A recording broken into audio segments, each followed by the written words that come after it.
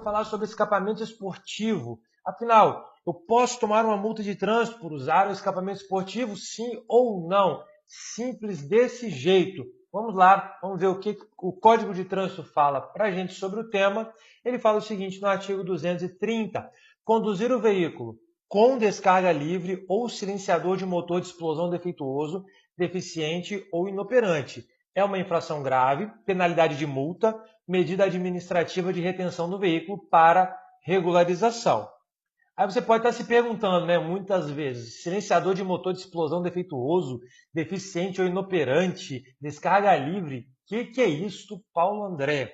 Vamos lá, descarga livre significa ser um tubo oco sem nenhuma espécie de abafador, silencioso ou miolo interno, os quais servem para reduzir os níveis de emissão de ruídos e poluentes, sendo, portanto, altamente ruidosos. Normalmente, não são escapes feitos em casa, partindo do corte da peça original ou mesmo com a colocação de um cano, simplesmente sem nenhum padrão de confecção técnica. É algo mais ou menos assim.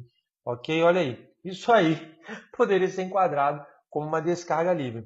Já silenciador defeituoso, deficiente ou inoperante é caracterizado, né, por dizer que são escapes em que as partes internas, como as câmaras ou miolo interno, estão desgastados, bem como a área externa do mesmo esteja quebrada, furada ou danificada, ocasionando assim emissão de ruído extremamente alta.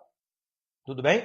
Aí você se pergunta, tá, André, beleza, entendi, bonito. Mas a minha pergunta é, o escapamento esportivo pode ou não pode? Calma, vamos lá, muito simples. Para isso eu vou usar um parecer aqui do CETRAN de Santa Catarina, tá, que tratou exatamente sobre esse tema, de 2009.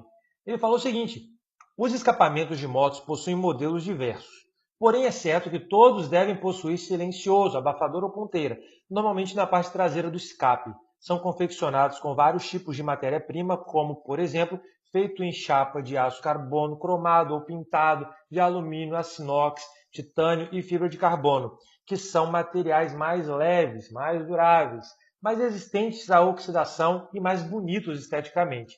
Sempre devem conter miolo interno, seja metálico, com câmaras tipo originais ou lã de vidro, que são os esportivos, para abafar o ruído, mantendo dentro dos padrões permitidos e manter a compressão e bom funcionamento do motor.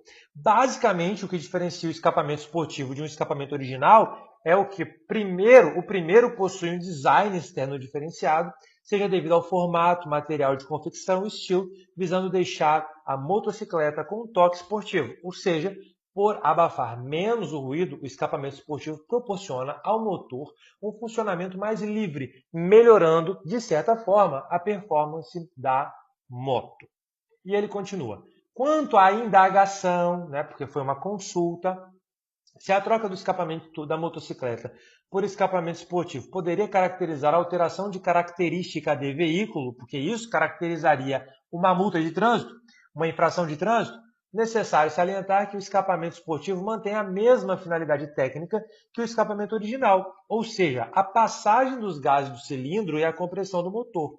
A proibição de modificação de características de veículo refere-se às estruturais, ou seja, as mudanças que fariam com que a motocicleta ficasse diferente e tivesse modificado ou excluído os itens que são obrigatórios no veículo ou na informação do documento do mesmo. E a conclusão foi: quanto à troca do escapamento original das motocicletas por escapamentos chamados esportivos, não há que se falar em alteração de característica de veículo, já que não se refere à mudança estrutural do veículo. Beleza?